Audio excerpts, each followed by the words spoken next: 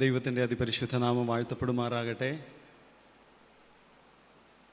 ഞാൻ എൻ്റെ ജീവിതത്തിൽ ചില പാട്ടുകൾ എഴുതിയിട്ടുണ്ട്. അതിലൊരു പാട്ട് ഞാൻ കൊയറിനെ ഏൽപ്പിച്ചിട്ടുണ്ട്. രാവിലെ പാടാൻ അതിൻ്റെ ടൈം അഡ്ജസ്റ്റ് ചെയ്ത് കിട്ടിയില്ല. ഒരിക്കൽ എനിക്ക് തോന്നുന്നു നമുക്ക് പാഠം പ്രാക്ടീസാണല്ലോ. ഓക്കെ, അപ്പോൾ പഠിപ്പിക്കാനുള്ളൊരു സമയം നമുക്കില്ല. അതിൻ്റെ ഒരു ആമുഖം മാത്രം ഞാൻ പറയാം. 12 ദിവസം ഞാൻ ജയിലിൽ കിടന്നു. രണ്ടാമത്തെ ദിവസം കൊച്ചമ്മ എൻ്റെ ചപ്പൽ, എനിക്കുള്ള ഡ്രസ്സ് ഒക്കെ കൊണ്ടുവന്നു. ഇതൊന്നും അവർ കൊടുക്കാൻ സമ്മതിച്ചില്ല.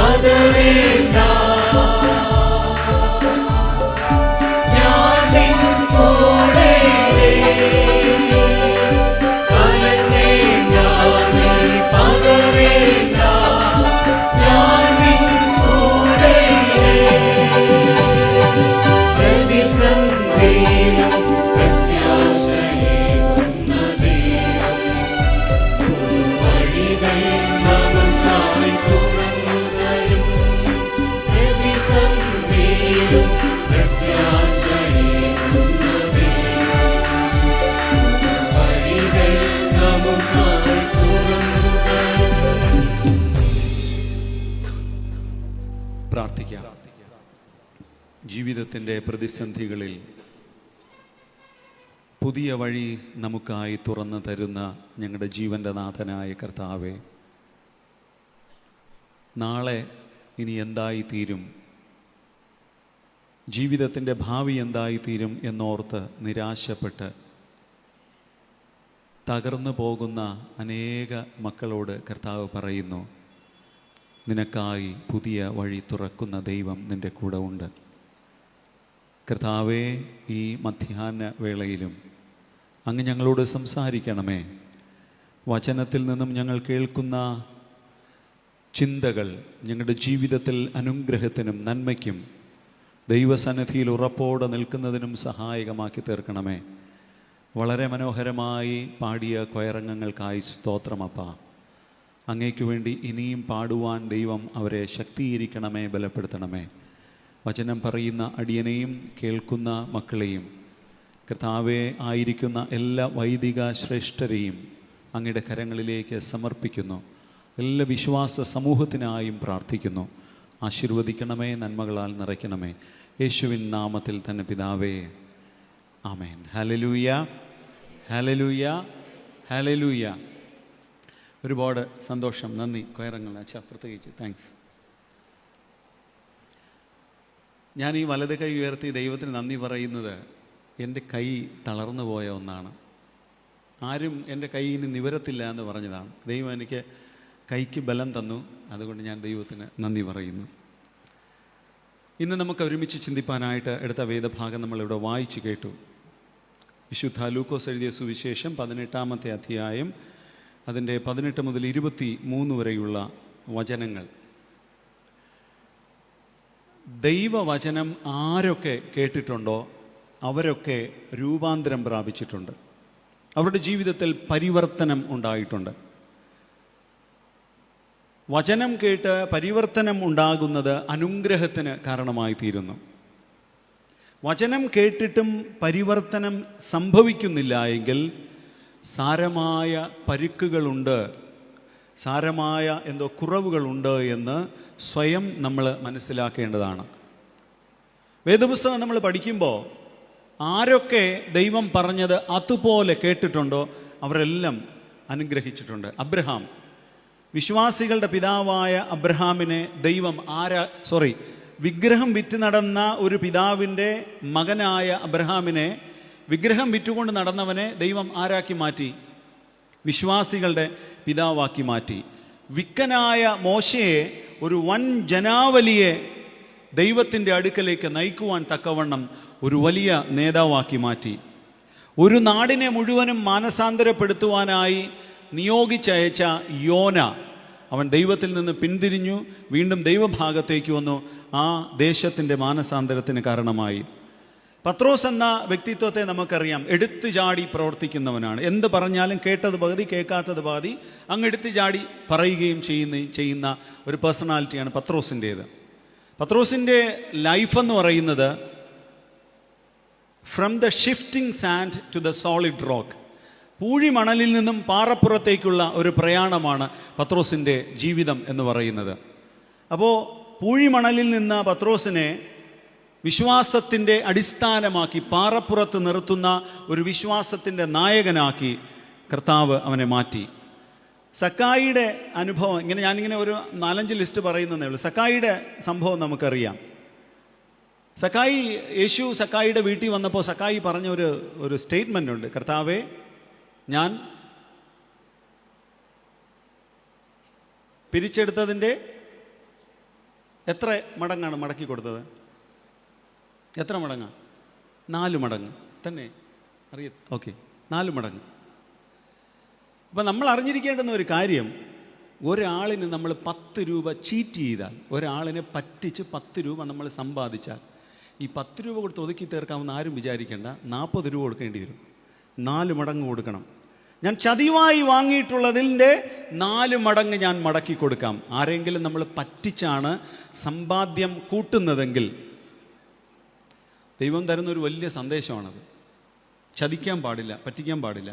പൗലൂസ് വിശ്വാസികളെ ഉപദ്രവിക്കാൻ വേണ്ടി കച്ചകെട്ടി ഇറങ്ങി പുറപ്പെട്ടവൻ ലോകത്തിൻ്റെ അറ്റത്തോളം വിശ്വാസികളെ സമ്പാദിക്കുവാനായി ഓടി യാത്ര ചെയ്യുന്നവനായി മാറി. ദാനിയേൽ, അവൻ വളരെ വിശ്വാസത്തിൽ ഉറപ്പുള്ളവനായിരുന്നു. മുട്ടിന്മേൽ നിന്ന് പ്രാർത്ഥിച്ച് അവൻ രാജ്യത്തിൻ്റെ അധികാരിയായി, മുഖ്യമന്ത്രിയായി മാറി. ഈ മധ്യാഹ്നവേളയിലും വളരെ ചുരുങ്ങിയ സമയം കൊണ്ട് എനിക്ക് നിങ്ങളോട് പറയുവാനുള്ളത്, ദൈവഹിതം തിരിച്ചറിയുക, മനസ്സ് പുതുക്കി രൂപാന്തരപ്പെടുക. റോമർക്കെഴുതിയ ലേഖനം 12-ാം അധ്യായം അതിൻ്റെ 2-ാമത്തെ വാക്യം അവിടെ ഇതാണ് പറയുന്നത്: ഒരു രൂപാന്തരത്തിന് ഇന്ന് പകൽക്കാലം ആഗ്രഹിക്കുന്നവരുടെ കൂടെ ദൈവത്തിൻ്റെ ആത്മാവ് സംസാരിക്കും. എൻ്റെ ജീവിതത്തിൽ ഒരു രൂപാന്തരം വേണമേ എന്ന് പ്രാർത്ഥനയോടെ നമുക്കെല്ലാവർക്കും ആയിരിക്കാം. ലൂക്കോസ് 18 മുതലൊക്കെ നമ്മൾ വായിക്കുമ്പോൾ അവിടെ ഒരു ന്യായപ്രമാണിയായ മനുഷ്യൻ, യുവാവ് എന്നൊക്കെ അവിടെ പറയുന്നുണ്ട്. 3 വേദഭാഗങ്ങളിലായിട്ട് മത്തായി എഴുതിയ സുവിശേഷം 19-ാം അധ്യായം, മർക്കോസ് 10-ാം അധ്യായം, ലൂക്കോസ് 18-ാം അധ്യായം. അവിടെ ഒരുത്തൻ വന്ന് എന്ന് പറയുന്നു, ഒരുവൻ വന്ന് മുട്ടുകുത്തി എന്ന് പറയുന്നു, ഒരു ന്യായപ്രമാണി വന്ന് യേശുവിനോട്. ഇങ്ങനെ അല്പവ്യത്യാസപ്പെടുത്തി ഒരേ സംഭവം 3 രീതിയിൽ അവിടെ ചിത്രീകരിച്ചിട്ടുണ്ട്. ഇവിടെ യേശുവിനോട് വന്ന് ചോദിക്കുന്ന ചോദ്യം വളരെ പ്രസക്തമാണ്. ഗുരു, നിത്യജീവനെ അവകാശമാക്കുവാൻ ഞാൻ എന്താണ് ചെയ്യേണ്ടത്? നമുക്കെല്ലാവർക്കും ഒന്ന് ചോദിക്കാമോ? നിത്യജീവനെ അവകാശമാക്കുവാൻ ഞാൻ എന്താണ് ചെയ്യേണ്ടതെന്ന്. ഈ ഉച്ച ഊണൊക്കെ കഴിഞ്ഞ് എല്ലാവരും ഒരു ചെറിയൊരു ക്ഷീണം ഒക്കെയാണ്. എൻ്റെ ഒരുപാട് ആക്ഷൻ സോങ് ഉണ്ട്, പക്ഷെ ഇപ്പം ഞാൻ ഒന്നും പഠിപ്പിക്കുന്നില്ല. എങ്കിലും ആ ഒരു ഉറക്കത്തിൻ്റെ സന്തോഷമൊക്കെ, ഉറക്കത്തിൻ്റെ സുഖമൊക്കെ അങ്ങ് മാറി. ഒരു 2 വരി ഞാൻ പറയാം. 5 കല്ല് ഉണ്ടല്ലോ, എന്തോ ഒരു ചിരി. 5 കല്ലെടുത്ത് വന്ന് 5 കല്ലെടുത്ത് വെച്ച്, ഓക്കെ ഇപ്പോൾ പിടികിട്ടി. 5 കല്ലെടുത്ത് വെച്ച് പാഞ്ഞു വന്ന ദാവീദ് ഒറ്റയേറ്. ഓക്കെ പിടികിട്ടി. 5 കല്ലെടുത്ത് വെച്ച് പാഞ്ഞു വന്ന ദാവീദ് ഒറ്റയേറ് ദാ കിടക്കണ ഗോലിയാത്ത്. അത്രയേ ഉള്ളൂ. 5 കല്ലെടുത്ത് വെച്ച്, ഒന്ന് പറയാമോ? 5 കല്ലെടുത്ത് വെച്ച് പാഞ്ഞു വന്ന ദാവീദ് ഒറ്റയേറ് ദാ കിടക്കണ, അത് നമ്മുടെ കൊളോക്കിയല്ലേ, ദാ കിടക്കണ ഗോലിയാത്ത് എന്ന് പറയത്തില്ലേ നമ്മൾ? നമ്മുടെ തിരുവനന്തപുരത്താണ് ഇത് ഒരുപാട് പറയുന്നത്. 5 കല്ലെടുത്ത് വെച്ച് പാഞ്ഞു വന്ന ദാവീദ് ഒറ്റയേറ് ദാ കിടക്കണ ഗോലിയാത്ത് എന്ന് പറഞ്ഞേ.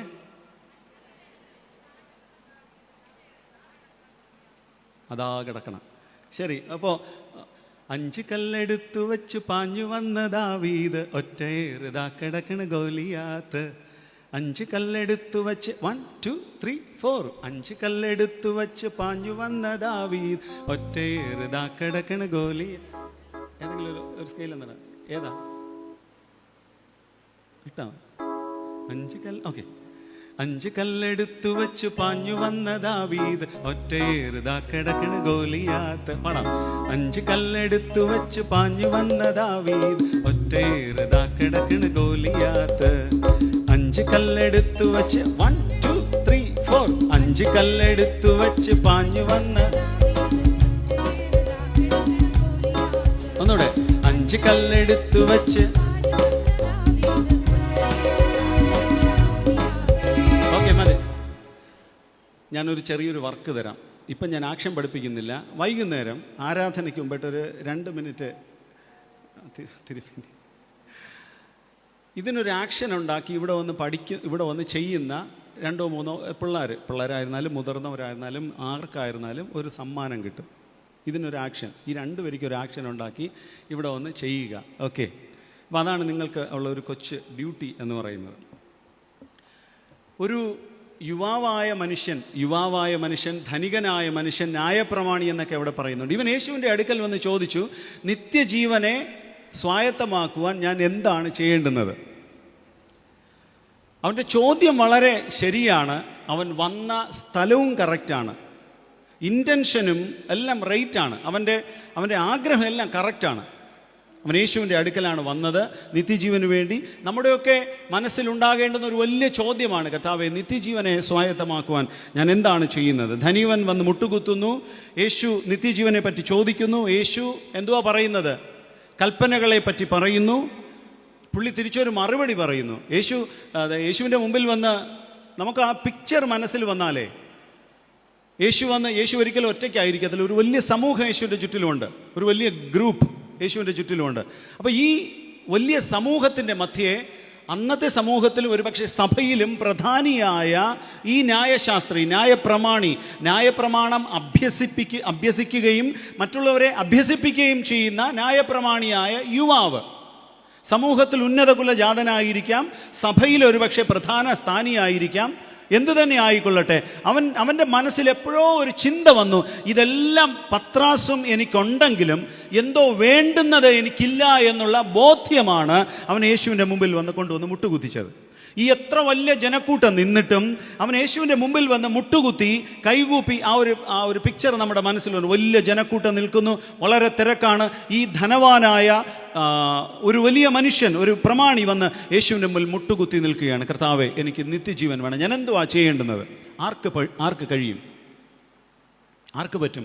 വളരെ ബുദ്ധിമുട്ടാണ്. പക്ഷേ ഈ മനുഷ്യൻ, ഒരു നല്ല മനുഷ്യൻ, അവൻ്റെ ഉള്ളിൽ അതിയായ ആഗ്രഹം, എനിക്ക് നിത്യജീവൻ വേണം. റൈറ്റ് പ്ലേസ് ആണ്, റൈറ്റ് ഇൻറ്റൻഷൻ, എല്ലാം കറക്റ്റാണ്. യേശു അവനോട് പറഞ്ഞു, കൽപ്പനകളെ പ്രമാണിക്കുക. എത്ര കൽപ്പനകളാണ് നമുക്കുള്ളത്? 10 കൽപ്പനകൾ അല്ലേ? എത്ര? ഒന്നാമത്തെ കൽപ്പന ഒന്ന് പറഞ്ഞേ, നമ്മളെല്ലാവരും ചെയ്യുന്ന ഒന്നാമത്തെ കൽപ്പന ഒന്ന് പറഞ്ഞേ. യഹോവയായി ഞാൻ നിൻ്റെ ദൈവമാകുന്നു, ഞാനല്ലാതെ. നമുക്ക് എത്ര പേർക്ക് നെഞ്ചത്ത് കൈവച്ചുകൊണ്ട് ധൈര്യത്തോടെ പറയാൻ പറ്റും, കർത്താവേ, അങ്ങ് എൻ്റെ ദൈവം, അങ്ങല്ലാതെ എൻ്റെ ജീവിതത്തിൽ വേറെ ആർക്കും ഞാൻ സ്ഥാനം കൊടുത്തിട്ടില്ല. വേറെ ഒരിടത്തും ഞാൻ പോയിട്ടുമില്ല, ഒരിടത്തും പോയി ആലോചന ചോദിച്ചിട്ടുമില്ല. കർത്താവെ, അങ്ങാണ് എൻ്റെ ദൈവമെന്ന് ധൈര്യത്തോടെ പറയാൻ നമുക്ക് കഴിയുമ്പോഴാണ് നമ്മളൊരു ദൈവ പൈതലായി മാറുന്നത്. ഹല്ലേലൂയ. നമ്മൾ ദൈവത്തിൻ്റെ മകൻ, മകൾ എന്ന് പറയുമ്പോൾ നമുക്ക് ഉറപ്പോടെ പറയാൻ ചില കാര്യങ്ങൾ നമുക്ക് വേണം. ഇവിടെ കൽപ്പനകളെ പ്രമാണിക്കുക. അപ്പോൾ പുള്ളിക്കാരൻ തിരിച്ച് യേശുവിനോടൊരു മറുപടി, എന്തോ ഉള്ളിൽ എന്തോ ചിലപ്പോൾ ചെറിയ ഒരു ഈഗോ വർക്കൗട്ട് ചെയ്താകാം, ചിലപ്പോൾ കുഞ്ഞ് അഹങ്കാരം ഉണ്ടായിരിക്കാം. അപ്പോൾ പുള്ളിക്കാരൻ പറയുന്നു, കർത്താവ്, ഇതൊക്കെ ഞാൻ ചെറുപ്പം മുതലേ എനിക്കറിയാം, ചെറുപ്പം മുതലേ എനിക്കിതെല്ലാം അറിയാം. എന്നാൽ പലപ്പോഴും നമ്മുടെയും പലപ്പോഴും ഉണ്ടാകുന്ന, എപ്പോഴും അല്ല, ചിലപ്പോഴൊക്കെ ഉണ്ടാകുന്ന ഒരു ചിന്തയാണ്, ഓ ഇതൊക്കെ എത്ര പ്രാവശ്യം കേട്ടിട്ടുണ്ട് നമ്മൾ, ഇതൊക്കെ അറിയാമെന്നുള്ള കാര്യങ്ങളല്ലേ, പിന്നെയും പിന്നെ എന്തിനാ. ഈ പുള്ളിക്കാരൻ യേശുവിൻ്റെ അടുത്ത് പറയുന്നു, കർത്താവ്, ഇതൊക്കെ എനിക്കറിയാം. ആ ചിന്തയും നമ്മൾ മാറ്റണം. ദൈവസന്നിധിയിൽ വന്നിരിക്കുമ്പോൾ ഇതൊക്കെ എനിക്ക് അറിയാമെന്നുള്ളതാണ്. ഈ വേദോസ്തവം എന്ന് പറയുന്നത് എത്രയോ വർഷങ്ങൾക്ക് മുമ്പ് എഴുതിയതാണ്. ഇതൊക്കെ നമുക്ക് കാണാതെ അറിയാം. പക്ഷേ ഓരോ ദിവസവും ദൈവസന്നിധിയിൽ ഇരിക്കുമ്പോൾ ദൈവം നൽകുന്നത് പുതിയ കാര്യങ്ങളാണ്. ഇതൊക്കെ എനിക്കറിയാം. ഉടനെ അവിടെ പറയുന്നു, യേശു അവനെ നോക്കി, അവനെ സ്നേഹിച്ചു. പിന്നെ നോക്കിയത് അവൻ്റെ പുറമെയല്ല, പിന്നെ കർത്താവ് നോക്കിയത് അവൻ്റെ ഉള്ളത്തെയാണ് കർത്താവ് നോക്കിയത്. എന്നിട്ട് പറഞ്ഞു, മോനെ, നീ വന്ന് മുട്ടുകുത്തി നിൽക്കുന്നതൊക്കെ ശരി തന്നെ, നീ പ്രാർത്ഥിക്കുന്നതൊക്കെ ശരി തന്നെ, നീ വലിയ ആളാകാം, അതൊക്കെ ശരി തന്നെ, പക്ഷെ നിനക്കൊരു കുറവുണ്ട്. യേശു അവനോട് ഓപ്പണായിട്ട് എനിക്ക് തോന്നുന്നില്ല ഇന്നിങ്ങനെ ആരും പറയുമെന്ന്. ഓപ്പണായിട്ട് യേശു അവനോട് പറഞ്ഞൊരു കാര്യമാണ്, മക്കളെ, നീ എൻ്റെ മുമ്പ് നിൽക്കുന്നതാണ്, നീ വലിയ ആളൊക്കെ ആകാം, പക്ഷെ നിനക്കൊരു കുറവുണ്ട്. അവിടെ യേശു പറഞ്ഞൊരു വാക്കിതാണ്, നിനക്കുള്ളത് നീ വിറ്റുകളകാം, നിനക്കുള്ളത് നീ വിട്ടിട്ട് നീ എൻ്റെ അടുത്ത് വന്ന് മുട്ടുകുത്തി കൈകൂപ്പി നിന്നോ. ഒരു വലിയ സന്ദേശമാണ്. നിനക്കുള്ളത് എന്ന് പറഞ്ഞാൽ ഇന്ന് പലപ്പോഴും പലരുടെയും മനസ്സിലുള്ള ചിന്ത എന്ന് പറയുന്നത്, ഇതെല്ലാം എൻ്റെ കഴിവ് കൊണ്ടാണ്, അല്ലെങ്കിൽ എൻ്റെ കോർഡിനേഷൻ കൊണ്ടാണ്, അല്ലെങ്കിൽ എൻ്റെ പ്രാപ്തി കൊണ്ടാണ്, ഞാനാണ് എല്ലാം, ഞാനില്ലേൽ ഒന്നുമില്ല. ഒരുപക്ഷേ ഈ മനുഷ്യൻ്റെ ഉള്ളത്തിലും അങ്ങനെ ഒരു ചിന്ത ഉണ്ടായെന്ന് വന്നേക്കാം.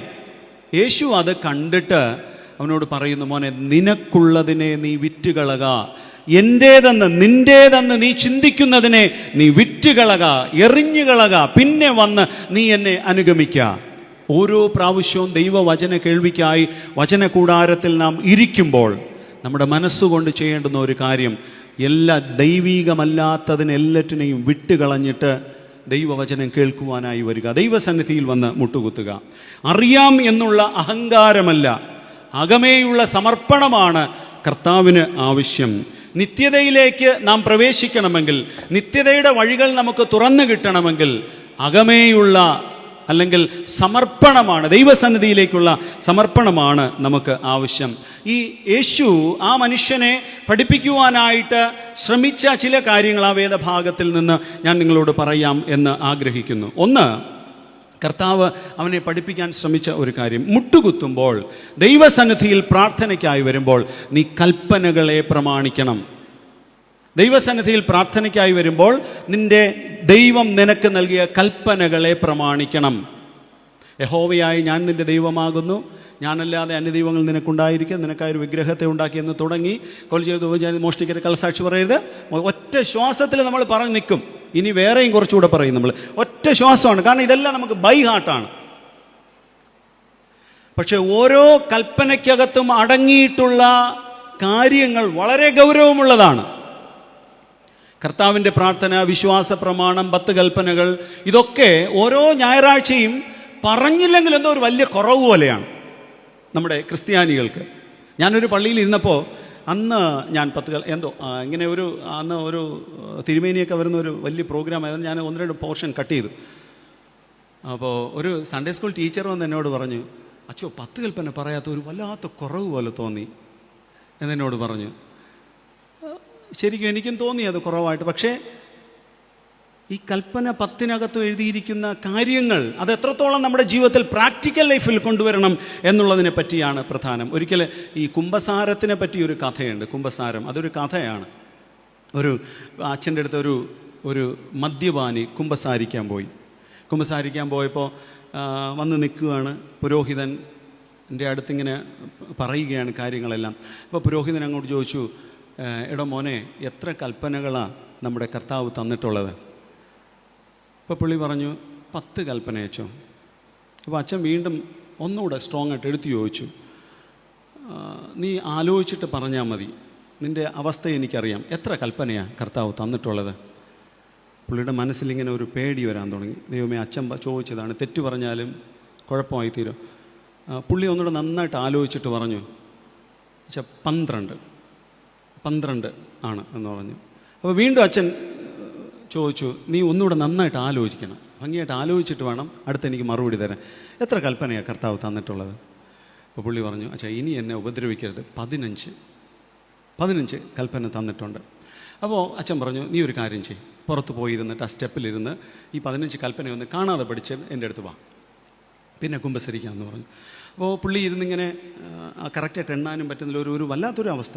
1, 2 എന്ന് പറഞ്ഞ് ഇങ്ങനെ എണ്ണി 1-നെ 2 2-നെ 3 ഒക്കെ 15 ഇങ്ങനെ തികയ്ക്കാൻ പാടുപെടുകയാണ്. അപ്പോഴാണ് പുള്ളിയുടെ മറ്റൊരു സുഹൃത്ത് കയറിപ്പോകുന്നു അങ്ങോട്ട്. എവിടെ പോകുന്നു? ഞാൻ കുമ്പസരിക്കാൻ പോകുന്നു. അപ്പോൾ പുള്ളി, എന്തോ നീ ഇങ്ങനെ ഇരിക്കുന്നേ?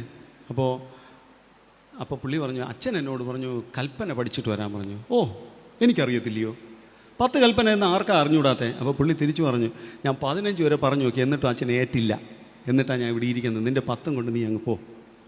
അപ്പോൾ പലപ്പോഴും നമുക്ക് കൺഫ്യൂഷൻ ഉണ്ടാകുന്നതാണ്. 10 കൽപ്പന, ദൈവം പറയുന്നത് കൽപ്പനകളെ പ്രമാണിക്കുക. ഇവിടെ മുട്ടുകുത്തിയ പ്രമാണിയുടെ, ന്യായപ്രമാണിയുടെ ഹൃദയത്തെ കണ്ട കർത്താവ് പറയുന്നു, മോനെ നീ കൽപ്പനകളെ പ്രമാണിക്കണം.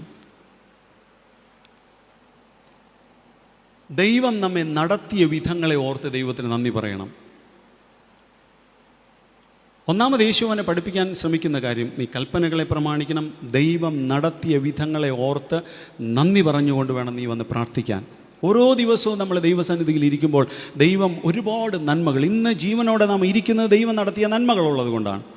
ദൈവത്തിന് നന്ദി പറയണം. ആവർത്തന പുസ്തകം 6-ാമത്തെ അധ്യായം അതിൻ്റെ 4 മുതൽ 12 വരെയുള്ള വാക്യങ്ങൾ വായിക്കുമ്പോൾ ഒരുപാട് കാര്യങ്ങൾക്ക് ദൈവത്തിന് നന്ദി പറയുവാനായിട്ട് പറയുന്നു. യോശുവ തൻ്റെ മുമ്പിൽ വന്ന ജനത്തോട് പറയുകയാണ് ദൈവം നടത്തിയ വിധങ്ങൾ. അതിൽ 12-ാമത്തെ വാക്യം, നിന്നെ വിടുവിച്ച ദൈവത്തെ നീ മറക്കരുത്. വിടുവിച്ച, ഒന്ന് പറഞ്ഞ്, ഒരുമിച്ച് പറഞ്ഞ്, നിന്നെ വിടുവിച്ച ദൈവത്തെ നീ മറക്കരുത്. ഇന്നിവിടെ കൊണ്ടുവന്ന് ഇരുത്തിയിരിക്കുന്ന കർത്താവാണ്. ആ കർത്താവിനെ നീ ഒരിക്കലും മറക്കരുത്. 11-ാമത്തെ വാക്യം, നിനക്ക് സമ്പത്തും വീടും കിണറും കൃഷിയും തൃപ്തിയോടെ ഭക്ഷണവും തന്ന ദൈവത്തെ നീ മറക്കരുത്. സമ്പത്ത്, വീട്, കൃഷി, കിണർ, തൃപ്തിയോടെ ഭക്ഷണം തന്ന ദൈവത്തെ നീ മറക്കരുത്. 10-ാമത്തെ വാക്യം, നിനക്ക് മക്കളെ തന്ന ദൈവത്തെ നീ മറക്കരുത്. മക്കളെ തന്ന ദൈവത്തെ നീ മറക്കരുത്. മക്കൾ, ഞാൻ രാവിലെ പറഞ്ഞല്ലോ, മക്കൾ ആര് ദൈവം തരുന്ന നന്മയാണ് അല്ലേ മക്കളെന്ന് പറയുന്നത്. അപ്പോൾ നമ്മുടെ തിരുവനന്തപുരത്തൊക്കെ ഒരു രീതിയുണ്ട്. ഒരു യുവാവും യുവതിയും തമ്മിൽ വിവാഹം കഴിയുന്നു, ദൈവം അനുഗ്രഹിച്ച് പെൺകുട്ടി ഗർഭം ധരിക്കുന്നു. 1-ാമത്തെ മാസം അച്ഛനെ വിളിച്ച് പ്രാർത്ഥിക്കുന്നു, 2-ാമത്തെ മാസം പ്രാർത്ഥിക്കുന്നു, 3-ാമത്തെ മാസം 10 മാസം വരെയും പ്രാർത്ഥിക്കുന്നു. ആശുപത്രി പോകാൻ നേരത്ത് അച്ഛൻ വീട്ടിലില്ല എങ്കിൽ ഫോൺ വഴിയെങ്കിലും വിളിച്ച് പ്രാർത്ഥിക്കും. ഭയങ്കര വിശ്വാസമാണ്, ഭയങ്കര വിശ്വാസം. അപ്പോൾ എല്ലാ മാസവും പ്രാർത്ഥിക്കും, പ്രത്യേക സ്തോത്ര കാഴ്ച കൊണ്ട് വയ്ക്കും, സുഖപ്രസവത്തിനായിട്ടെന്നൊക്കെ പലരും നമ്മൾ വയ്ക്കുന്നവരാണ്. ആശുപത്രിയിൽ പോകും, പ്രാർത്ഥിച്ചിട്ട് ആശുപത്രിയിൽ പോകും. അവിടെ പോകുമ്പോൾ പെട്ടെന്ന് ഡോക്ടർ പറയും സിസേറിയൻ വേണം. അതുവരെയും ഡോക്ടർ തൊട്ടടുത്ത കഴിഞ്ഞ മാസം വരെയും ഡോക്ടർ പറഞ്ഞു കുഴപ്പമൊന്നുമില്ല, നോർമലായിരിക്കും, നോർമൽ ഡെലിവറി ആയിരിക്കും, സിസേറിയൻ വേണമെന്ന് പറയും. നമ്മുടെ കൺട്രോൾ എല്ലാം പോകും. കാരണം നമ്മൾ നോർമൽ ഡെലിവറിയുടെ കാര്യങ്ങളെല്ലാം ക്രമീകരിച്ചാണ് പോകുന്നത്. സിസേറിയൻ വേണമെന്ന് പറഞ്ഞാൽ സമ്പത്തില്ല, ഒന്നുമില്ല, ടെൻഷനായി നമ്മൾ അവിടെ മുട്ടുകുത്തും. എവിടെ? ആശുപത്രിയുടെ പോർട്ടിക്കോയിൽ മുട്ടുകുത്തും. എവിടെയെന്നൊന്നുമില്ല, നമ്മുടെ വിശ്വാസം അങ്ങ് കത്തിജ്വലിക്കും, അവിടെ മുട്ടുകുത്തും. കാരുണ്യവാനായ ദൈവം പ്രാർത്ഥന കേൾക്കും. കുറച്ച് കഴിയുമ്പോൾ നോർമൽ ഡെലിവറി തരും. ഒരുപാട് പേര് പ്രാർത്ഥിക്കും, നോർമൽ ഡെലിവറി തരും. ഇത് നമ്മുടെ ഇടങ്ങളിൽ നടക്കുന്ന ഒരു സംഭവം. ഇനി ഞാൻ പറയാൻ പോകുന്ന എൻ്റെ ദേശത്തുള്ളതാണ്. അപ്പോൾ ഈ കുഞ്ഞിനെ നമ്മുടെ കയ്യിൽ കിട്ടിക്കഴിഞ്ഞാൽ നമ്മൾ ആദ്യം ചെയ്യുന്ന പരിപാടി എന്തുവാ? കുഞ്ഞിനെ കയ്യിൽ കിട്ടിക്കഴിഞ്ഞാൽ എന്തുവാ ആദ്യം ചെയ്യുന്നത്? ഇവിടെ അങ്ങനെയൊന്നുമില്ല.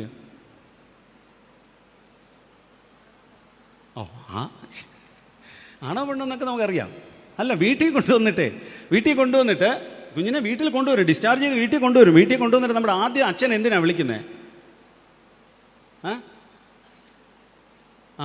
പറയാനൊരു മടി. എന്തിനാണ് വിളിക്കുന്നത്? നമ്മുടെ അവിടെയൊക്കെ നൂല് കെട്ടെന്ന് പറയും. ഇവിടെ ഉണ്ടോ അങ്ങനെ?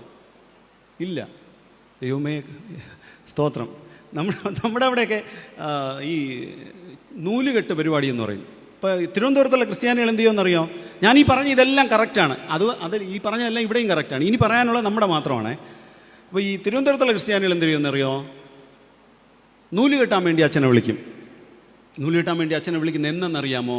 28ാമത്തെ ദിവസത്തിലാണ്. 28-ന് നടന്നില്ലെങ്കിൽ അടുത്ത് വിളിക്കുന്ന 38-നാണ്. 38-ന് നടന്നില്ലെങ്കിൽ അടുത്ത് വിളിക്കുന്നത് 48-നാണ്. ഈ 8-ലാണ് വിശ്വാസത്തിൻ്റെ പിടിയെന്ന് പറയുന്നത്. 8-ലാണ് കളി മൊത്തം. 35-ന് വിളിക്കത്തില്ല, 25-ന് വിളിക്കത്തില്ല, 45-ന് വിളിക്കത്തില്ല. ഓക്കെ, അച്ഛൻ വിളിച്ചാൽ പോകേണ്ടേ? പോയി ഇരിക്കുമ്പം കാണാം ഒരു പ്ലേറ്റിൽ പൂവും മറ്റ് എന്തൊക്കെ കുറച്ച് സാധനം ആഭരണവും. അതിൻ്റെ ആഭരണം അണിയിക്കൽ എന്നാണ് പറയുന്നത്, കുഞ്ഞിൻ്റെ ശരീരത്തിൽ ആഭരണം അണിയിക്കൽ. അപ്പോൾ കുഞ്ഞിൻ്റെ ശരീരത്തിൽ അണിയേണ്ട ആഭരണം, അതിൻ്റെ കൂട്ടത്ത് ഒരു കറുത്ത കല്ലയും കറുത്ത ചരടും 2 വെളുത്ത കല്ലയും കെട്ടിയ ഒരു സാധനം കൊണ്ടുവരും. അതുകൂടി ഇല്ല. ദൈവത്തിന് സ്തോത്രം. അപ്പോൾ നമ്മൾ ഒരുപാട് വളരേണ്ടിയിരിക്കുന്നു തിരുമേനി. ഓക്കെ, അതിവിടെ ഇല്ല. ദൈവത്തിന് സ്തോത്രം. ഞാൻ പറഞ്ഞിരുന്നത് നിങ്ങൾ അഡോപ്റ്റ് ചെയ്യാനല്ല, കേട്ട് മറക്കാനാണേ. അപ്പോൾ ഈ സാധനം കൊണ്ടുവയ്ക്കും. ചില വീട്ടിൽ അമ്മച്ചിമാരുണ്ട്. അപ്പോൾ ഇവർ ഇത് കെട്ടിച്ചിട്ടേ പ്രാർത്ഥിപ്പിക്കുള്ളൂ അച്ഛനോട്ട്. ഞാൻ പോയ പല വീട് എല്ലാ വീട്ടിലും പറയും, നിങ്ങൾക്കുണ്ടെങ്കിൽ ഒരു സ്വർണ്ണത്തിലോ വെള്ളിയിലോ എന്തെങ്കിലും ഒരു ആഭരണം വാങ്ങുക. അച്ഛൻ്റെ സമയം, നിങ്ങളുടെ സമയം, രണ്ടും ചേർന്ന് വരുന്ന സമയം, ഈ 5-നും 8-ൻ്റെയും പിറകെ പോകരുത്. ഏതെങ്കിലും ഒരു സമയം ഒരു ദിവസം വിളിക്കുക, നിങ്ങളുടെ സുഹൃത്തുക്കൾക്കൊരു ഭക്ഷണം കൊടുക്കുക, കുഞ്ഞിൻ്റെ ശരീരത്തിൽ ആഭരണം ഇടുക. ഇതൊന്നും ചെയ്യത്തില്ല. അപ്പോൾ ഈ ചരട് കൊണ്ടുവന്നത് എനിക്ക് ഒട്ടും പിടികിട്ടിയില്ല അങ്ങോട്ട്. എത്ര പറഞ്ഞിട്ട് മനസ്സിലാവുന്നില്ല. അപ്പോൾ ഈ ചരട് കൊണ്ടുവന്നത് എന്തിനാണെന്ന് ഞാൻ ഒരു ദിവസം ഒരു അമ്മച്ചിയോട് ചോദിച്ചു. പ്രായമുള്ളവർക്ക് കാര്യങ്ങളെല്ലാം അറിയാവും, നമുക്കൊന്നും അറിയത്തില്ല, പഴയ കാര്യങ്ങൾ. അപ്പോൾ അമ്മച്ചി പറഞ്ഞു ഒരു കാര്യം, അച്ഛൻ എന്തോ അറിയാം, കുഞ്ഞിൻ്റെ അര വളരണമെങ്കിൽ ഈ ചരട് കെട്ടണം. ഇവിടെ ഇല്ലല്ലോ, ഇല്ല. ദൈവത്തിന് സ്തോത്രം. കുഞ്ഞിൻ്റെ അര വളരണമെങ്കിൽ ഈ ചരട് കെട്ടണം. പിന്നെ ഞാൻ അടുത്ത ഞായറാഴ്ച പള്ളിയിൽ ഇപ്പോൾ ഇതിനു വേണ്ടി ഒരു പ്രസംഗം പ്രിപ്പയർ ചെയ്ത് കുറേ കാര്യങ്ങൾ അവർ മനസ്സിലായി, ഇതിലൊന്നും അല്ല അര വളരുന്നത്. കാരണം ഞാൻ അവരുടെ അടുത്ത് പറഞ്ഞു, 1 മാസം 2 മാസം 3 മാസം 4 മാസം 9-ാം മാസം വരെ വയറ്റിനകത്തായിരിക്കുമ്പോൾ ഏത് ചരട വളർത്തിയത്, അരയും കൈയും കാലും ഒക്കെ. നമുക്ക് അതാ കയ്യിൽ കിട്ടുമ്പോൾ ആചാരത്തിൻ്റെ പിന്നാലെ പോകുന്ന ക്രിസ്ത്യാനി. നമ്മുടെ കയ്യിൽ കിട്ടിക്കഴിഞ്ഞാൽ പിന്നെ നമ്മുടെ ഇഷ്ടത്തിനൊത്ത ചടങ്ങുകളും പരിപാടികളുമാണ്. അപ്പോൾ ഞാൻ അവരോട് പറയുന്ന ഉത്തമ ഉദാഹരണം എന്നെയും എൻ്റെ കുടുംബത്തെയാണ്. എൻ്റെ പപ്പ ഇതുവരെ എൻ്റെ ശരീരത്തിൽ ഒരു ചരടും കെട്ടിയിട്ടില്ല. എൻ്റെ ശരീരം നന്നായിട്ട് വളർന്നിട്ടുണ്ട് അത്യാവശ്യം. അപ്പോൾ ദൈവസന്നിധിയിൽ നമ്മൾ പ്രാർത്ഥിക്കാനായി വരുമ്പോൾ, ദൈവസന്നിധിയിൽ ആരാധിക്കാനായിട്ട് വരുമ്പോൾ, ദൈവം നടത്തിയ നന്മകളെ നീ ഒരിക്കലും മറക്കരുത്. ദൈവം നൽകിയ കൽപ്പനകളെ നീ പ്രമാണിക്കണം, കൽപ്പനകളെ പ്രമാണിക്കണം. ഇതാണ് ദൈവം അവിടെ പറയുന്നത്. വീണ്ടും നമ്മൾ നോക്കുമ്പോൾ ആ വേദഭാഗം 9-ാമത്തെ വാക്യം, ഞാൻ നിനക്ക് ചെയ്തതെല്ലാം നിന്റെ കണ്ണിൻ്റെ മുൻപേ പട്ടമായിരിക്കണം. ദൈവം നമുക്ക് ചെയ്ത നന്മകൾ എപ്പോഴും നമ്മുടെ മനസ്സിൽ ഇങ്ങനെ ഉരുവിട്ടുകൊണ്ടേയിരിക്കണം, പട്ടമായിരിക്കണം, കണ്ണിൻ മുൻപേ പട്ടമായിരിക്കണം. എപ്പോഴും ഓർത്ത് ദൈവത്തിന് നന്ദി പറയണം. 7-ാമത്തെ വാക്യം വായിക്കുമ്പോൾ, നീ മക്കൾക്ക് ഉപദേശിച്ചു കൊടുക്കണം. എപ്പോഴൊക്കെ നമ്മുടെ പറഞ്ഞിട്ടുണ്ട്, നീ ഇരിക്കുമ്പോൾ, എഴുന്നേൽക്കുമ്പോൾ, കിടക്കുമ്പോൾ, നടക്കുമ്പോൾ. ഇതിനപ്പുറത്ത് വേറൊരു കാര്യമില്ല നമ്മുടെ ജീവിതത്തിൽ. ഇരിക്കുക, എഴുന്നേൽക്കുക, കിടക്കുക, നടക്കുക. അതായത് മുഴുവൻ ജീവിതത്തിലും ദൈവം നടത്തിയ വിധങ്ങളെ, യോശുവ തൻ്റെ മുമ്പിൽ വന്ന ജനത്തോട് പറയുന്ന ഒരു കാര്യമാണ്, ദൈവം നിങ്ങളെ നടത്തിയ വിധങ്ങളെ ദൈവസന്നിധിയിൽ നിങ്ങൾ ഓർത്ത് നന്ദി പറയണം. അത് നമ്മൾ മാത്രം പറഞ്ഞാൽ പോരാ, നമ്മുടെ മക്കൾക്കും അത് പകർന്നു കൊടുക്കണം, തലമുറകൾക്ക് പകർന്നു കൊടുക്കണം. അത് യഹോവയായ ദൈവം യോശുവയിലൂടെ നമ്മെ പഠിപ്പിക്കുന്നത്. 6-ാമത്തെ വാക്യം, ഈ വചനങ്ങൾ നിന്റെ ഹൃദയത്തിൽ ഇരിക്കണം. ഈ വചനങ്ങൾ നിന്റെ ഹൃദയത്തിൽ ഇരിക്കണം. നമ്മെ വളർത്തിയത് ദൈവമാണെന്നും മക്കളെ പറഞ്ഞ് പഠിപ്പിക്കണം. എൻ്റെ പപ്പ ഒരു അച്ഛനായിരുന്നല്ലോ. എൻ്റെ പപ്പയുടെ 18-ാമത്തെ വയസ്സിൽ എൻ്റെ പപ്പ ശുശ്രൂഷയിൽ കയറിയതാണ്. എൻ്റെ പപ്പയുടെ 5-ാമത്തെ വയസ്സിൽ എൻ്റെ അപ്പൂപ്പൻ മരിച്ചുപോയി. എൻ്റെ പപ്പ പറഞ്ഞിട്ടുണ്ട്, ഈ ശുശ്രൂഷയിൽ വന്നതിന് ശേഷം ചാണകം ചുമക്കാൻ പോയിട്ടുണ്ട് ആഹാരത്തിന് വേണ്ടി, ബുക്ക് ബൈൻഡിങ്ങിന് പോയിട്ടുണ്ട്. ഇതുപോലെ ഒരുപാട് പപ്പ കഷ്ടപ്പെട്ടാണ് പപ്പായുടെ ജീവിതം മുന്നോട്ട് നയിച്ചത്. എന്നിട്ട് പപ്പ ഇപ്പോൾ വോക്കറൊക്കെ പിടിച്ചിങ്ങനെ എണീറ്റ് നിൽക്കുകയുള്ളൂ പപ്പ. ഞങ്ങൾ പോകുമ്പോൾ മിക്കവാറും ഒരുമിച്ചൊന്ന് കൂടും എപ്പോഴെങ്കിലുമൊക്കെ. അപ്പോൾ ഇപ്പോഴും പപ്പ പറയുന്ന ഒരു സെൻറ്റൻസ് ഇതാണ്, മക്കളെ, നിനക്ക് ദൈവം ചെയ്ത നന്മകളെ ഒരിക്കലും നീ മറന്നു പോകരുത്. നീ ദൈവസന്നിധിയിൽ വിശ്വസ്തനായിരുന്നാൽ നിനക്ക് ദൈവം ഒന്നിനും കുറവ് വരുത്തത്തില്ല. Hallelujah, hallelujah. ദൈവസന്നിധിയിൽ നമ്മൾ മുട്ടുകുത്തുമ്പോൾ ദൈവം നമ്മെ നടത്തിയ വിധങ്ങളെ, ദൈവം നമ്മെ പരിപാലിച്ച വിധങ്ങളെ നാം നമ്മുടെ മക്കൾക്ക് പറഞ്ഞു കൊടുക്കണം. നമ്മൾ സ്വയമേ ഓർത്ത് ദൈവത്തിന് നന്ദി പറയണം. ഇന്ന് ഒരുപാട് മാതാപിതാക്കളുണ്ട്. പലപ്പോഴും ഈ പാരൻസിൻ്റെയൊക്കെ ക്ലാസ്സൊക്കെ എടുക്കാൻ പോകുമ്പോൾ, ക്ലാസ്സൊക്കെ കഴിഞ്ഞിട്ട് പാരൻസൊക്കെ വന്ന് പറയുന്ന ഒരു കാര്യമാണ്, അച്ചോ ഞങ്ങൾ ഒരുപാട് കഷ്ടപ്പെട്ടിട്ടാണ് വളർന്നത്, അതുകൊണ്ട് ഞങ്ങളുടെ മക്കൾ എന്തുവാ നമ്മൾ പറയുന്നത്, നമ്മുടെ മക്കൾ എങ്ങനെ നമ്മുടെ മക്കൾ കഷ്ടപ്പെടാൻ പാടില്ല, അങ്ങനെ പറയത്തില്ലയോ? നല്ലവരായിരിക്കണമെന്ന് എല്ലാവർക്കും ആഗ്രഹമുണ്ട്. നല്ല നിലയിലാക്കണം. ഞാൻ ഒരുപാട് വേദനിച്ചിട്ടുണ്ട്, ഞാൻ ഒരുപാട് കഷ്ടപ്പെട്ടിട്ടുണ്ട്, അതുകൊണ്ട് എൻ്റെ മക്കൾ ഞാൻ അനുഭവിച്ച കഷ്ടത അനുഭവിക്കാൻ പാടില്ല. ശരിയാണോ തെറ്റാണോ? ശരിയാണോ തെറ്റാണോ? ഞാൻ പറയും അത് തെറ്റാണ്. മക്കളെ കഷ്ടത എന്താണെന്ന് പറഞ്ഞ് പഠിപ്പിച്ച് വളർത്തണം അവരെ. മക്കളെ കഷ്ടത, ഇന്ന് ഒരുപാട് പേര് കരയുന്നവരാണ്. കാരണം എനിക്ക് ഒരുപാട് പേരെ അറിയാം, ഒരുപാട് പേര് സംസാരിക്കുന്നയാളാണ് ഞാൻ. അവർ പറയുന്ന ഒരു കാര്യം, അച്ചോ 3 വർഷം ഞാൻ എൻ്റെ മകനെ അല്ലെങ്കിൽ മകളെ പഠിപ്പിച്ചു, ചോദിക്കുന്നതെല്ലാം വാങ്ങിക്കൊടുത്തു, പോയപ്പോൾ ഒരു കുഴപ്പമില്ലായിരുന്നു, തിരിച്ചു വന്നപ്പോൾ അവനെ പുച്ഛിക്കുകയാണ്. ഈ വാക്കുകളൊക്കെയാണ് പറയുന്നത് പലരും.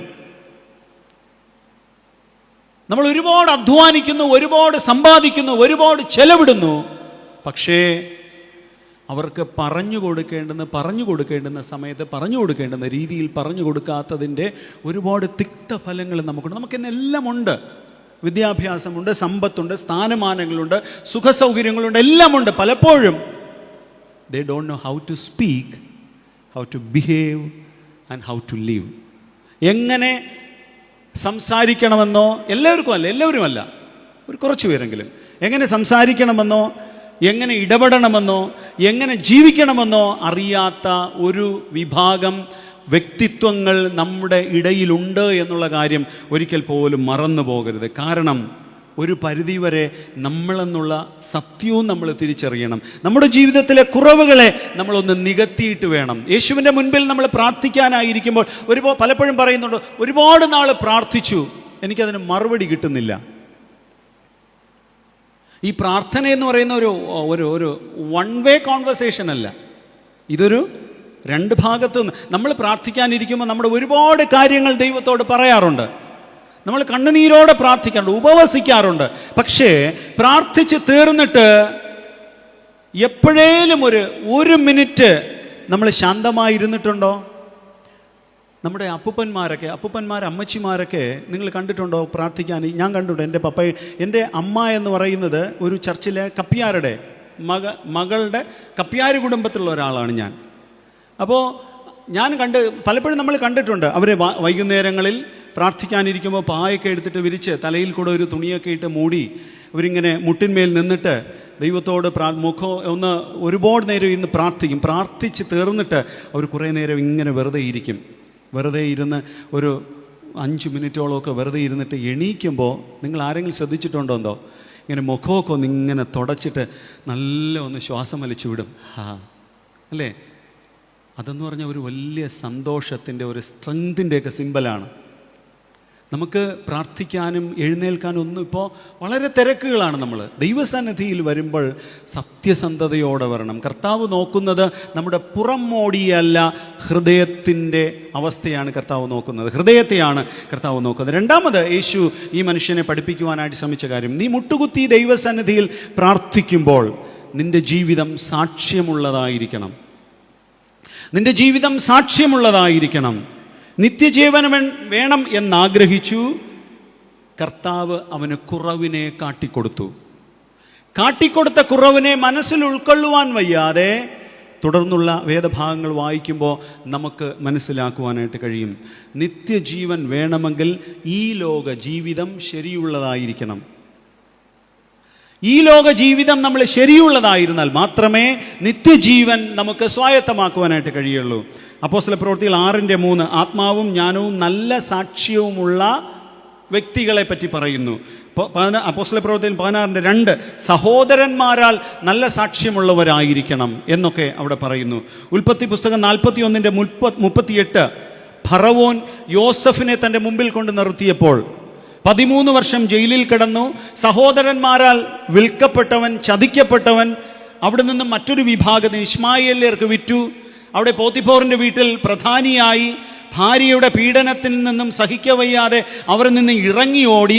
ഒരു കുറ്റവും ചെയ്യാതിരുന്നിട്ടും അവൻ്റെ മേൽ കുറ്റം ചാർത്തി 13 വർഷം ജയിലിൽ കിടന്ന യുവാവായ, സുന്ദരനായ, സുമുഖനായ ഒരു യുവാവ്. അവൻ 13 വർഷം ജയിലിൽ കിടന്നപ്പോൾ ഒരുപക്ഷെ താടിയും മുടിയും ഒക്കെ നീട്ടി വളർത്തി ഒരു പ്രാകൃത രൂപിയായി വല്ലാത്ത ചുളുങ്ങിയ വസ്ത്രങ്ങളുമൊക്കെ ധരിച്ച് അവൻ്റെ രാജാവിൻ്റെ മുമ്പിൽ കൊണ്ട് നിർത്തുമ്പോൾ അവനെക്കുറിച്ച് രാജാവ് പറഞ്ഞ ഒരു സാക്ഷ്യമുണ്ട്. ഇവൻ ദൈവാത്മാവുള്ള മനുഷ്യൻ. Hallelujah, hallelujah.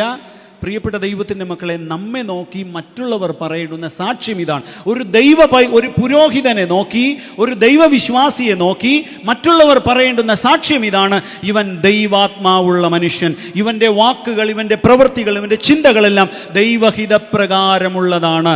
സ്വന്തം ഇഷ്ടപ്രകാരം കാര്യങ്ങൾ ചെയ്യുവാനായിട്ട് നോക്കുമ്പോൾ പരാജയത്തിൻ്റെ പടുകുഴിയിലേക്ക് വീഴും. എന്നാൽ ദൈവഹിതപ്രകാരം സാക്ഷ്യത്തോടെ നമ്മൾ ജീവിക്കുകയാണെങ്കിൽ നമ്മുടെ ജീവിതം അനുഗ്രഹമുള്ളതായിരിക്കും. വേദപുസ്തകത്തിൽ ഒരുപാട് സ്ഥലങ്ങളിൽ നമ്മൾ സാക്ഷ്യജീവിതം വേണം എന്ന് നമ്മൾ മനസ്സിലാക്കുന്നു. പ്രധാനമായിട്ടും 3 മേഖലയിലാണ് ഞാൻ ഇന്ന് നിങ്ങളോട് പറയുവാനുള്ളത്. വേഗത്തിൽ ഞാൻ കടന്നു പോകാം. ഒന്ന്, സഭയിൽ നമ്മൾ സാക്ഷ്യമുള്ളവരായിരിക്കണം. സഭയിൽ സാക്ഷ്യമുള്ളവരായിരിക്കണം.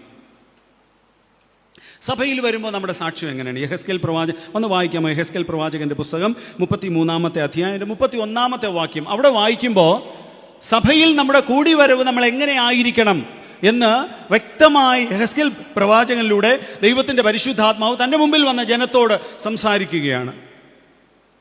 യെഹെസ്കേൽ 33-31. സംഘം കൂടി വരുന്നത് പോലെ അവർ നിന്റെ അടുക്കൽ വന്ന് എന്റെ ജനമായിട്ട് നിന്റെ മുമ്പിലിരുന്ന് നിന്റെ വചനങ്ങളെ കേൾക്കുന്നു. മതി, അടുത്ത വായിക്കണം. നെക്സ്റ്റ്. സംഘം കൂടി വരുന്നത് പോലെ അവർ എന്റെ ജനമാണെന്ന് പറയുന്നു, എന്റെ വചനം കേൾക്കുന്നു, എൻ മുമ്പിൽ ഇരിക്കുന്നു. ഇപ്പം നമ്മൾ ചെയ്യുന്നതെല്ലാം കറക്റ്റാണ്. ഇതുവരെയും പറഞ്ഞതെല്ലാം കറക്റ്റാണ്. നമ്മൾ ഒരുമിച്ച് വരുന്നു, നമ്മൾ പറയുന്നു, നമ്മൾ കൺവെൻഷന് വന്നു, ഒരുമിച്ചിരിക്കുന്നു, ഒരുമിച്ച് പറയും നമ്മൾ കേൾക്കുന്ന ദൈവവചനമാണ്, ഞങ്ങൾ അങ്ങയുടെ മക്കളാണ് എന്ന് നമ്മൾ വായ് കൊണ്ടേറ്റു പറയുകയാണ്. പക്ഷേ നെക്സ്റ്റ് എന്തുവാണ്? വായ് കൊണ്ട് അവർ വളരെ സ്നേഹം, എന്നാൽ അവർ അവയെ ചെയ്യുന്നില്ല. വായ് കൊണ്ട് അവർ സ്നേഹം കാണിക്കുന്നു, ഹൃദയമോ ദുരാഗ്രഹത്താൽ നിറഞ്ഞിരിക്കുന്നു. വായ് കൊണ്ട് അവർ സ്നേഹം കാണിക്കുന്നു, ഹൃദയമോ ദുരാഗ്രഹം കൊണ്ട് നിറഞ്ഞിരിക്കുന്നു. എങ്ങനെയാ ഈ വായ് കൊണ്ട് സ്നേഹം കാണിക്കുന്നത്? വായ് കൊണ്ട് സ്നേഹം കാണിക്കുന്നത് അറിയാമോ? വായ് കൊണ്ടുള്ള സ്നേഹം തിരുമേനിയെ പറയാം. ഞാൻ നമ്മുടെ ലേമൻ സെക്രട്ടറി സാറ് ഇവിടെ ഇരിപ്പുണ്ട്. സാറിന് ഞാൻ കാണുമ്പോൾ പറയും, സാറേ സാറാണ് സാറ്, സാറില്ലേലും ഒന്നുമില്ല, സാറാണ് എല്ലാം. സാറിനെ കാണുമ്പോൾ ഇത് പറയും. ഞാൻ തിരിഞ്ഞ് നിന്നിട്ട് ഇങ്ങോട്ട് തിരിഞ്ഞ് എന്ത് പറയും? ഒരു നിവൃത്തിയില്ല, സഹിച്ചു പോകുന്നതേ ഉള്ളൂ. ഞാൻ സാറിനൊരു ഉദാഹരണമാക്കിയെന്നേ ഉള്ളൂ. പലപ്പോഴും ഇന്ന് അങ്ങനെയാണ്. അങ്ങോട്ട് തിരിഞ്ഞൊന്നും ഇങ്ങോട്ട് തിരിഞ്ഞ് വേറൊന്നും. Dual personality. നമ്മുടെ സാക്ഷ്യം നമ്മൾ അറിയാതെ തകർന്നു പോവുകയാണ്. എന്നെ നോക്കി, എൻ്റെ മുഖത്ത് നോക്കി എന്നെ പുകഴ്ത്തി പറയും, തിരിഞ്ഞു നിന്നിട്ട് കുറ്റം പറയും. പല ക്രിസ്ത്യാനികളുടെയും ബേസിക് ആയിട്ടുള്ള ഒരു സ്വഭാവമാണ്. ഈ കുറ്റം പറയുന്നത് നിർത്താതെ ഒരിക്കലും രക്ഷപ്പെടത്തില്ല. ഹല്ലേലൂയ. ഇഷ്ടപ്പെട്ടോന്ന് എനിക്കറിയത്തില്ല. കുറ്റം പറയുന്നത് നിർത്താതെ നമുക്കൊരിക്കലും അനുഗ്രഹം കിട്ടത്തില്ല, ഒരിക്കലും കിട്ടത്തില്ല. സംഘം കൂടി വരുന്നത് പോലെ അവർ വരുന്നു, എൻ്റെ ജനമായിരിക്കുന്നു, എൻ്റെ വചനം കേൾക്കുന്നു, എല്ലാവരും സമ്മതിക്കുന്നു. പക്ഷേ എന്നാൽ അവർ അവയെ ചെയ്യുന്നില്ല. കേൾക്കുന്നതൊന്നും അവർ ചെയ്യുന്നില്ല, പ്രാക്ടിക്കൽ ലൈഫിൽ കൊണ്ടുവരുന്നില്ല, കേട്ട് മാത്രം പോകുന്നതേ ഉള്ളൂ. അതാണ് അവിടെ പറയുന്നത്. എന്നാൽ അവർ അവയെ ചെയ്യുന്നില്ല. വായ് കൊണ്ട് സ്നേഹം കാണിക്കുന്നു, ഹൃദയമോ ദുരാശ കൊണ്ട് നിറഞ്ഞിരിക്കുന്നു, ദുരാഗ്രഹം കൊണ്ട് നിറഞ്ഞിരിക്കുന്നു. 78-ാമത്തെ സങ്കീർത്തനം 36-ാമത്തെ. വായ് കൊണ്ട് കപടം കാണിക്കുകയും നാവ് കൊണ്ട് ഫോഷ്ക് പറയുന്നതും. അതിനെപ്പറ്റി അവിടെ അത് ദൈവത്തിന് ഇഷ്ടമില്ല. ഞാൻ നാട്ടിലിരുന്നപ്പോൾ, എൻ്റെ പപ്പ അച്ഛനായിരുന്നല്ലോ, ഞാൻ ഈ സഭയിൽ ഒരുപാട് പോസിറ്റീവ്സും കണ്ടിട്ടുണ്ട്, നെഗറ്റീവ്സും കണ്ടിട്ടുണ്ട്. ഞാൻ കുഞ്ഞു മുതലേ മിഷൻ വീട്ടിൽ വളർന്നതായതുകൊണ്ട് ഒരു പള്ളിയിൽ ഞങ്ങൾ ഇരുന്നപ്പോൾ ഒരു ആളുണ്ടായിരുന്നു. അദ്ദേഹത്തിന് ഇരിക്കാൻ അദ്ദേഹം ഒരു കസേര കൊണ്ടുവരും. ഒരു വലിയ വണ്ടിയിലാണ് വരുന്നത്. അദ്ദേഹം വണ്ടിയിൽ നിന്ന് കസേര ഇറക്കും, ഒരു സ്ഥലത്ത് കൊണ്ടിടും, അന്നിരിക്കും, ആരാധന കഴിയും, കസേര എടുക്കും, വണ്ടിയിൽ വയ്ക്കും, പോവും. അപ്പോൾ ഒരു ദിവസം ആയപ്പോൾ ഈ കസേര, സൺഡേ സ്കൂൾ അധ്യാപകരൊക്കെ ഇങ്ങനെ ഓരോ കസേരയിട്ട് ഇങ്ങനെ കൊച്ചു വള്ളിയാണ്, കസേരയിട്ട് ഇങ്ങനെ പഠിപ്പിച്ചുകൊണ്ടിരുന്നു. ഈ കസേര എടുത്ത് ഒരു അധ്യാപകൻ ഇരുന്നു. ഇതാരോ വിളിച്ചു പറഞ്ഞു കൊടുത്തു. നമ്മുടെ ഇടയിലും അങ്ങനെയുണ്ട്, ഈ വിളിച്ചു പറഞ്ഞു കൊടുക്കുന്നവർ. ആരോ വിളിച്ചു പറഞ്ഞു കൊടുത്തു. അപ്പോൾ പുള്ളി എന്ത് ചെയ്യുന്നറിയാം, ഓടി ഈ വണ്ടി എടുത്തുകൊണ്ട് വന്നിട്ട് ഈ ഇരുന്ന പയ്യനൊരു അടിയും കൊടുത്ത് ഈ കസേര എടുത്ത് വണ്ടിക്കകത്തിട്ടുകൊണ്ട് അദ്ദേഹം വീട്ടിൽ പോയി. ഇത് നമ്മൾ തിരുവനന്തപുരത്തെ നടന്ന ഒരു സംഭവമാണ്. ഇതാണ് പലപ്പോഴും നമ്മുടെ സാക്ഷ്യം. സഭയിൽ വരുമ്പോൾ നമ്മൾ പ്രഥമ സ്ഥാനം ദൈവത്തിന് കൊടുക്കണം. കസേരയ്ക്കോ വ്യക്തിത്വത്തിനോ സ്ഥാനത്തിനോ മാനത്തിനോ ഒന്നുമല്ല. ദൈവത്തിന് സ്ഥാനം കൊടുത്താൽ സമാധാനം കിട്ടും ഉള്ളിൽ. വേറെ എന്തിന് സ്ഥാനം കൊടുത്താലും ഒരു പരിധി കഴിയുമ്പോൾ നമ്മൾ ഡിസ്റ്റർബ്ഡ് ആവും. നമ്മൾ ആഗ്രഹിക്കുന്ന കാര്യമോ ആഗ്രഹിക്കാത്ത കാര്യമോ എന്തെങ്കിലും നടക്കാതിരുന്നു കഴിഞ്ഞാൽ ഭയങ്കര ഡിസ്റ്റർബ്ഡ് ആവും. നമ്മൾ ദൈവത്തിന് സ്ഥാനം കൊടുത്ത് വന്നു കഴിഞ്ഞാൽ എപ്പോഴും നമ്മൾ റിലാക്സ്ഡ് ആയിരിക്കും, നമ്മൾ ഹാപ്പി ആയിരിക്കും. സഭയിൽ നമ്മൾ വരുമ്പോൾ വിശ്വസ്തയോടെ വരിക, കേൾക്കുന്ന വചനം അതുപോലെ ജീവിതത്തിൽ പാലിക്കപ്പെടുക. രണ്ടാമത്, കുടുംബത്തിൽ നമ്മൾ സാക്ഷ്യമുള്ളവരായിരിക്കണം. വിവാഹത്തിൻ്റെ അന്ന് നമ്മളൊരു പ്രതിജ്ഞ എടുക്കും.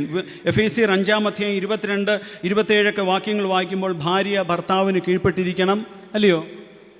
ഭർത്താവ് ഭാര്യയെ സ്നേഹിക്കണം എന്നൊക്കെ അതിനകത്ത് പറഞ്ഞിട്ടുണ്ട്. കോപം വച്ചുകൊണ്ടിരിക്കരുത്, ഇതൊക്കെ പറഞ്ഞിട്ടുണ്ട്. വിവാഹ പ്രതിജ്ഞ എത്ര പേർക്ക് ഓർമ്മയുണ്ട്? നമ്മൾ വിവാഹത്തിൻ്റെ അന്ന് എടുക്കുന്ന പ്രതിജ്ഞ ഓർമ്മയുണ്ടോ?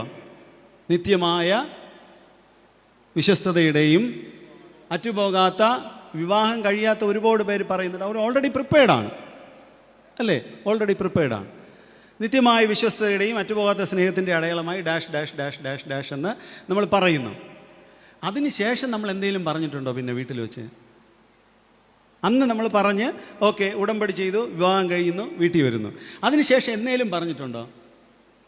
ഞാൻ ഈ കൗൺസിലിംഗ് ഒക്കെ എടുക്കുമ്പോൾ പറയുന്ന ഒരു കാര്യമാണ്, അറ്റ്ലീസ്റ്റ് എല്ലാ വർഷവും വിവാഹ വാർഷികം ആഘോഷിക്കുന്ന സമയത്ത് രണ്ടുപേരും ഒരുമിച്ചുണ്ടെങ്കിൽ മാത്രം, ഒരുമിച്ചുള്ള അവസ്ഥയാണെങ്കിൽ അന്ന് ഭക്ഷണമൊക്കെ കഴിഞ്ഞ് നമ്മൾ കിടക്കാൻ പോകുന്നതിന് മുമ്പായിട്ട് അന്ന് ചെയ്തതുപോലെ കൈകോട് ചേർത്ത് പിടിച്ചിട്ട് അങ്ങോട്ടും ഇങ്ങോട്ടും ഒന്ന് പറഞ്ഞു കൊടുക്കണം.